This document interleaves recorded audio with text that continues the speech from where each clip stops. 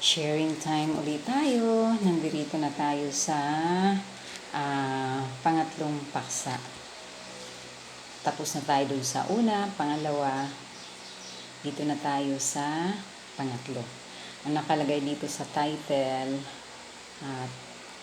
tanggaping may limitasyon ang kabutihang magagawa sa inyong anak. Ayun. Ito yun. Sharing time.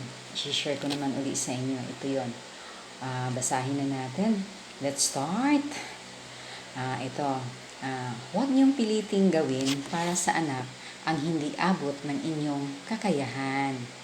At huwag kayong mag-guilty kung hindi niyo naibigay sa anak ang hindi niyo talaga kayang ibigay. Tama naman.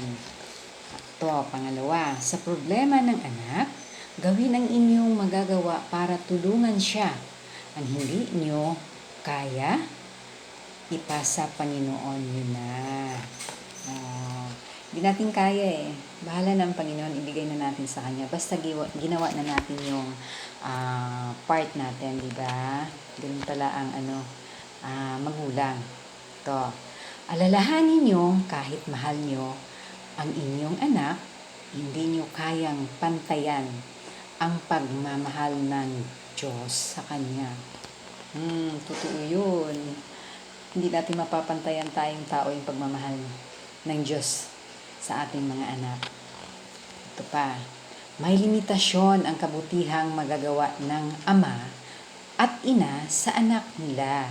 Ngunit, hindi ang Diyos na may likha sa Kanya.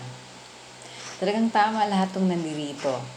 Kaya ako sinishare sa inyo kasi maganda siyang tatalakayin. Ang una kasing tinalakay ko, mahalin ang inyong anak unconditionally. Yun yung una.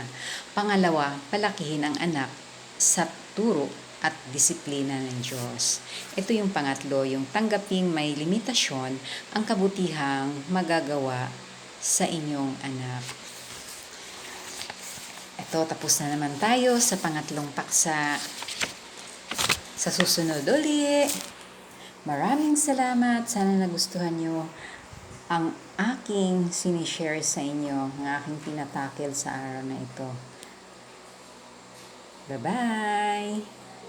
God bless!